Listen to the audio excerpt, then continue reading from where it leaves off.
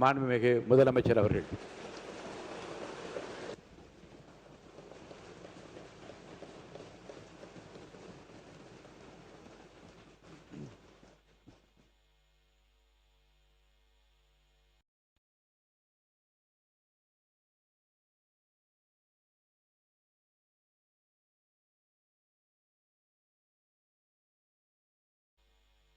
முதல்ல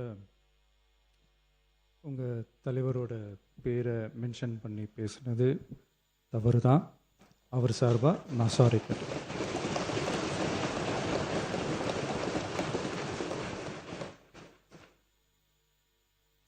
மாண்புமிகு பேரவைத் தலைவர் அவர்களே, தமிழக மக்கள் நம் உயிர் என்றால் தமிழக விவசாயிகள் நம்ம உயிர் நாடி. உலகில் ஜாதி, மதம், இனம், மொழி என அனைத்து வேறுபாடுகளுக்கும் அப்பாற்பட்டு நடைபெறும் தொழில் என்றால் அது விவசாய தொழில் மட்டுமே. உலகின் ஒரு மூலையில் உற்பத்தி செய்யப்படும் விவசாய பொருட்கள் உலகின் மற்றொரு மூலையில் உள்ள மக்களின் உணவு தேவையை பூர்த்தி செய்கிறது. எந்த நாடு உழவு தொழிலை மதித்து விவசாயிகளுக்கு உரிய பாதுகாப்பையும் ஆதரவையும் வழங்குகிறதோ அந்த நாட்டில்தான் மக்கள் வளமாகவும் மகிழ்ச்சியாகவும் வாழ முடியும். தமிழக வெற்றிக்கழக அரசு பல்வேறு நிதி நெருக்கடிகளின் மத்தியில் ஆட்சி பொறுப்பேற்றாலும் பதவியேற்ற 15 நாட்களுக்குள் விவசாயிகளின் கடன் சுமையை குறைக்க கடந்த 25/5/2026 அன்று குறு சிறு மற்றும் இதர விவசாயிகள் பெற்றிருந்த பயிர்க்கடனில் 50,000 ரூபாய் வரையிலான கடன்களை முழுமையாக தள்ளுபடி செய்ய ஆணை பிறப்பிக்கப்பட்டது.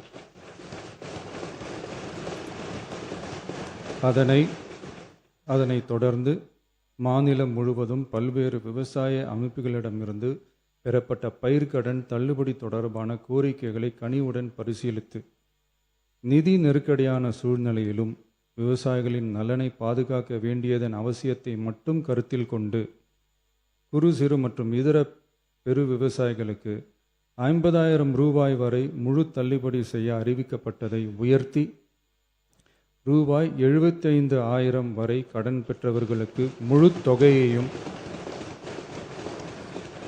ரூபாய் 75,000க்கும் மேல் கடன் பெற்றவர்களுக்கு ரூபாய் 35,000 தள்ளுபடி செய்ய அறிவிக்கப்பட்டு அதன் மூலம் 14.44 லட்சம் விவசாயிகளுக்கு ரூபாய் 5,932.23 கோடி அளவிலான கூட்டுறவு பயிர்க்கடன் தள்ளுபடி செய்து 19/6/26 அன்று ஆணையிடப்பட்டது.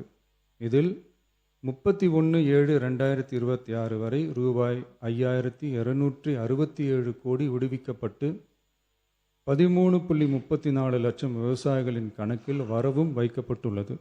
இச்சூழ்நிலையில் மாநிலம் முழுவதும் உள்ள விவசாய சங்க அமைப்புகளின் பிரதிநிதிகள் பயிர்க்கடன் தள்ளுபடியை அதிகரிக்க வேண்டும் என்ற கோரிக்கையை முன்வைத்து கொண்டிருந்தனர்.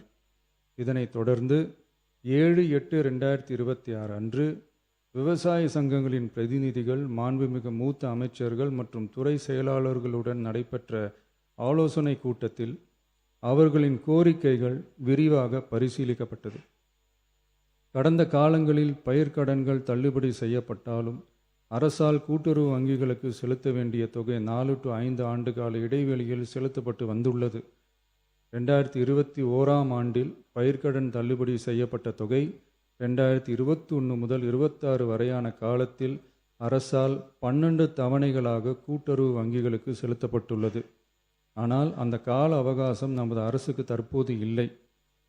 இந்திய ரிசர்வ் வங்கியின் 28/11/2025 தேதியிட்ட கடிதத்தில் அரசு கடன் தள்ளுபடி திட்டங்களுக்கான செயல்பாட்டு நடைமுறைகளின்படி பயிர்க்கடன் தள்ளுபடிக்கான முழு தொகையையும் அரசானது 45 முதல் 60 நாட்களுக்குள் கூட்டுறவு வங்கிகளுக்கு முழுமையாக செலுத்த வேண்டும் என்ற வழிமுறை நடைமுறையில் வந்துள்ளது.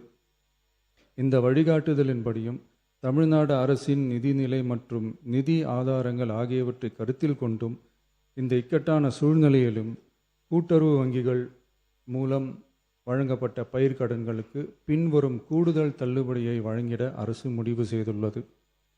75,000 ரூபாய் வரை பெற்றுள்ள பயிர்க்கடன்கள் 100% முழுமையாகவும், 75,000 ரூபாய் முதல் 1 லட்சம் ரூபாய் வரை பெற்றுள்ள பயிர்க்கடன்களுக்கு அதிகபட்சமாக 75,000 ரூபாய் வரையும், 1 லட்சம் ரூபாய்க்கு மேல் பெற்றுள்ள பயிர்க்கடன்களுக்கு அதிகபட்சமாக 35,000 ரூபாய் வரையும் தள்ளுபடி வழங்கப்படும். இதன் மூலம் 75,000 ரூபாய் முதல் 1 லட்சம் ரூபாய் வரை பயிர்க்கடன் பெற்றுள்ள 2,38,264 விவசாயிகளுக்கு தலா 75,000 ரூபாய் வரை தள்ளுபடி வழங்கப்படும். இதனால் ஏற்கனவே பெற்ற தள்ளுபடி தொகைக்கு மேலாக 40,000 ரூபாய் வரை கூடுதல் தள்ளுபடி பெறும் வாய்ப்பு ஏற்படும்.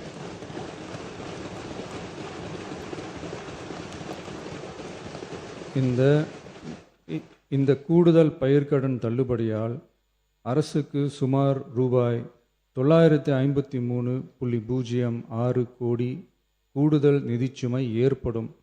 இருந்தாலும் தமிழக விவசாயிகளின் நலனில்தான் நமது நலன் உள்ளது என்று கருதி சுமார் 13.34 லட்சம் விவசாயிகளுக்கு மொத்தமாக 6,220 கோடி ரூபாய் பயிர்க்கடன் தள்ளுபடியை இந்த அரசு வழங்குகிறது. நன்றி.